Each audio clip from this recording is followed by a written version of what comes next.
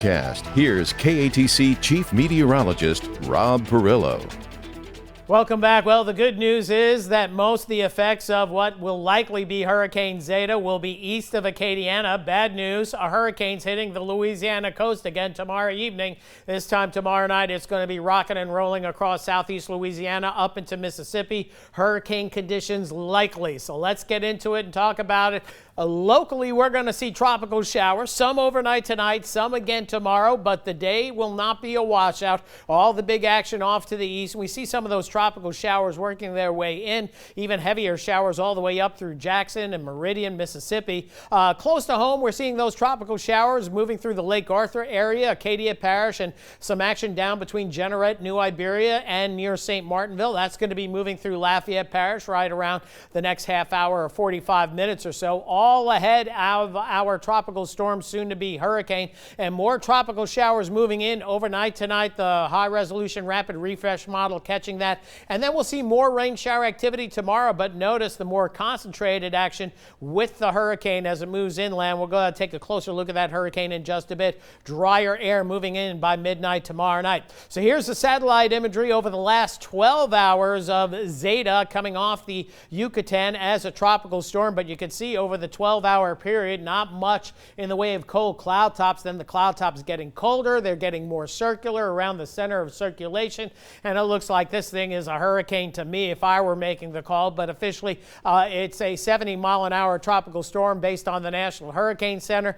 No change in the pressure. That pressure is estimated. Hurricane hunters will get out there later tonight, and I got a feeling we're going to see a little bit of a rapid intensification cycle for the next 12 hours. Hurricane Center has us going up to 85-mile-per-hour winds, may go briefly closer to 90 or 95 somewhere in here, and of course they have it making landfall not only as a hurricane, but we see it still as a hurricane as it's making another landfall in Mississippi. So that tells us there's going to be a period in here where it may begin to weaken once it gets north of 25 degrees north latitude, but it may be in the 90-mile-an-hour or 95-mile-an-hour range somewhere around here before we start to see shear in the cooler shelf waters impart some negating factor. And again, the shelf water temperatures are not that cool. Mid to upper 70s.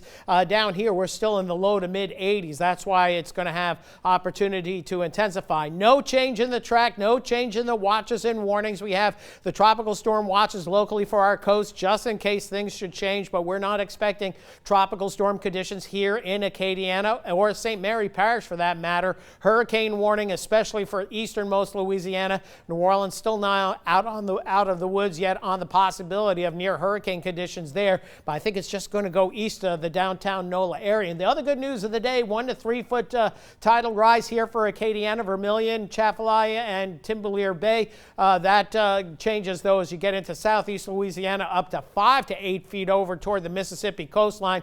And anything you see in yellow is going to be claimed by the Gulf of Mexico, and it's going to be again around Highway 1 being inundated once again. Typical spots that get inundated with a hurricane.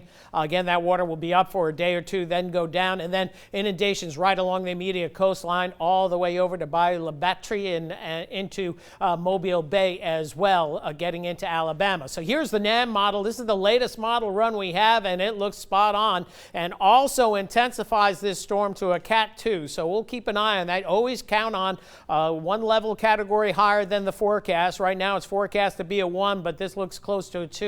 Making landfall eastern Terrebonne Parish and then off to the east between Galliano and NOLA. Notice not a whole lot of rain here late tomorrow afternoon. This is the way it may play out, even though we have scattered showers in the forecast. You can see the core of that storm still quite intense as it heads towards Gulfport and Biloxi in Mississippi, and then gradually weakens with time. And then we're looking at clearing skies tomorrow night. Temperatures Thursday upper 40s to lower 50s to start, and maxing out somewhere in the mid 60s, so a big shot of fall on the way. Here's the wind forecast based on the NAM model as well. This has just come in, so we're watching this the same time as you're watching it. Came in on commercial break. 70, 80 mile per hour winds, likely areas of white approaching 100 mile per hour gusts, so we'll watch that. So southeast Louisiana gets a pounding with this system. For us, we see 15, 25 mile an hour winds, and again up to 80 mile per hour wind gusts into Mississippi and 70 plus into Alabama as well. Areas areas that got pounded with Hurricane Sally just a few weeks back. Now, power outages will be extreme southeastern Louisiana,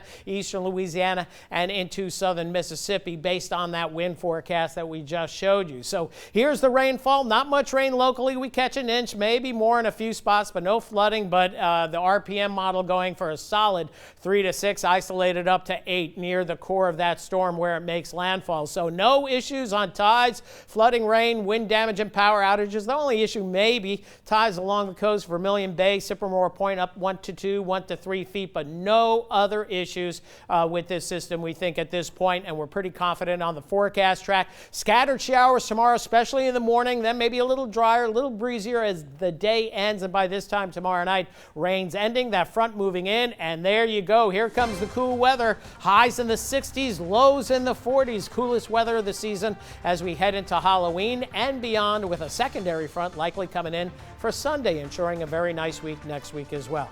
That's it for weather. We're going to be right back right after this.